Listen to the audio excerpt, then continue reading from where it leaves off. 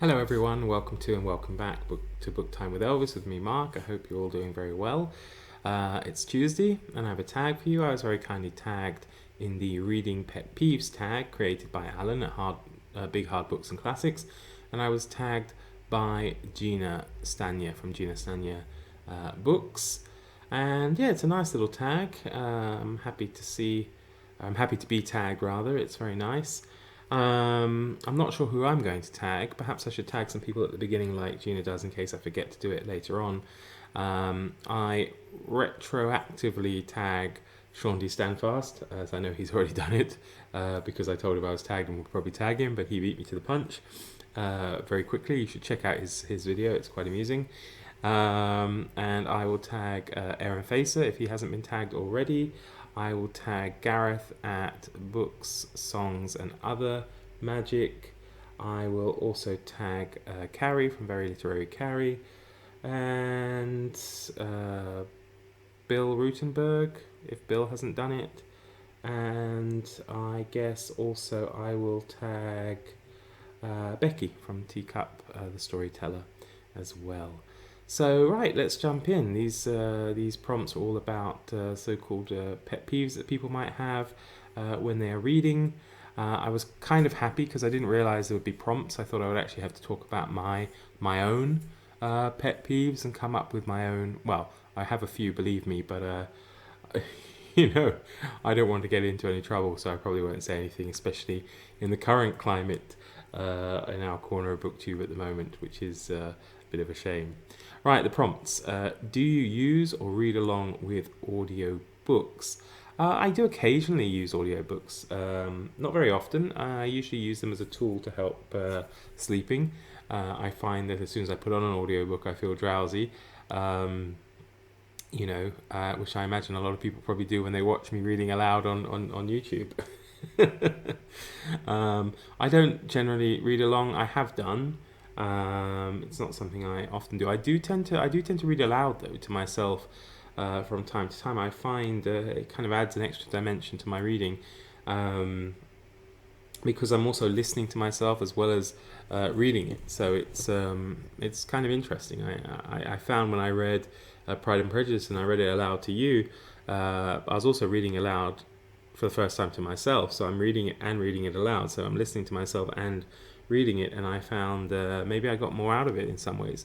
Elvis isn't always too happy. I was reading aloud parts of Treasure Island to him the other day, and I think he kind of enjoyed the voices, but he wasn't too fond of Long John Silver. Right, next one. Do you utilize your local library? Sadly, not. I live in the Czech Republic, and I'm originally from England, and my Czech is I get by, but certainly not enough to read, and the vast majority of books within the library are, of course, in Czech, as you would expect.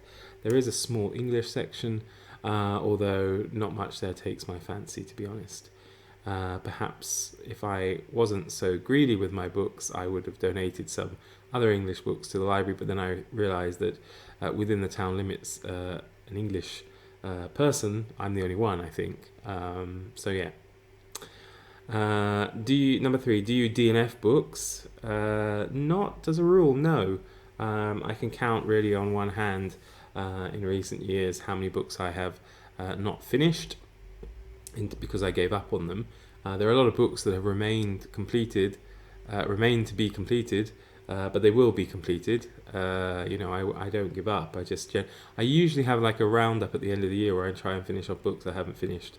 Because I really don't like, DNFing. I understand people saying it's a waste of time to carry on with a book you don't enjoy, but, I'm not really someone who once starts something, especially like that tends to give up.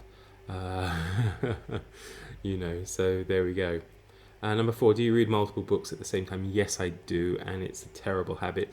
I think you could probably get away with reading maybe 3 at the same time, but I find it goes up and up, and that's why I end up with so many books at the end of the year that I must finish off, because other things have kind of taken over. And to be honest, it's not even because the books were bad that they remain unfinished. It's just that being a terrible mood reader and somebody easily distracted, they just fall by the wayside and therefore have to be picked up again later. Do you make time or have specific time in your day devoted to reading? It all depends. Currently, I'm on the summer holidays from school, so large part of the day is given over to reading and, of course, making videos. But generally when I'm working, yeah, I think I make the time. I mean, I'll always read before I sleep, or try to anyway, unless I'm super tired. I don't really read on the bus anymore. It's nothing to do with the movement of the bus. It's just because I take the school bus, and it gets full of kids, and I can't really concentrate. So I prefer to listen to music. I guess I could listen to audiobooks, but then again, I don't know. Sometimes in the morning, I just don't want to concentrate. Occasionally, I'll read at work if I have a, cancelled lesson, or I have a free lesson and I've done all my preparation and everything. Then I will, read from time to time.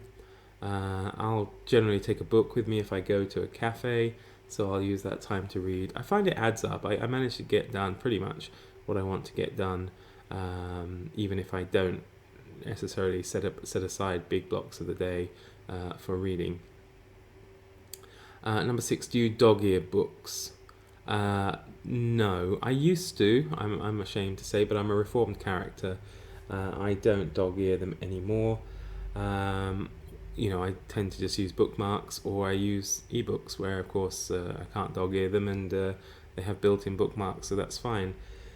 I don't really see it as that bad if it's if they're your own books and it's a cheap paperback, and you're gonna just love it and read it again until it falls to pieces.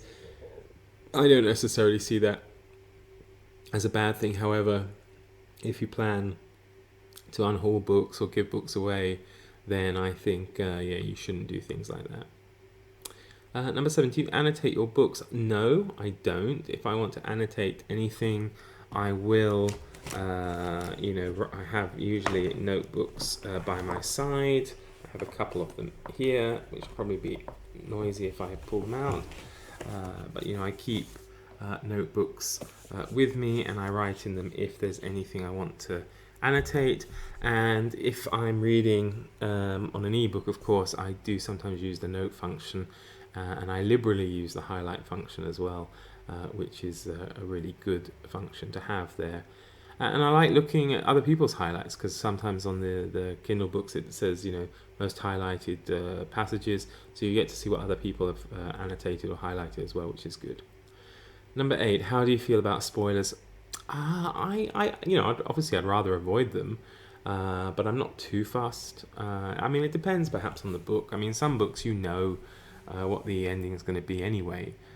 So for example, Pride and Prejudice, I'm going to give a spoiler, so if you haven't read it, mute now. But like Pride and Prejudice, I haven't read it before, but of course I knew Elizabeth Bennet and Mr. Darcy would end up together. You just know there's some books that are so ingrained into our culture that you know the story, you know the ending, even if you haven't read the book. So did it detract from the enjoyment of the book for me? No, not at all. In fact, the journey of how they end up getting together was just as interesting. Sometimes I guessed the outcome of a murder mystery. Did it spoil it? Not really, because seeing how the characters come to that conclusion, it's good as well. I think it used to be was it Columbo maybe, or Murder, She Wrote, or Columbo, I can't remember. One of the TV shows used to do that. They used to show you the murderer. I think it was Columbo. They used to show you the murderer committing the murder, so you knew at the beginning of the show who the murderer was, and then the fun was watching the cast come to the same conclusions and find out who it was. I don't think it always bothers me, and even in films it doesn't bother me so much. I'm not super precious about spoilers. So there we go. So thank you very much for watching, everybody. If you haven't done it and like to, consider yourself tagged, as well as the people I've tagged at the beginning.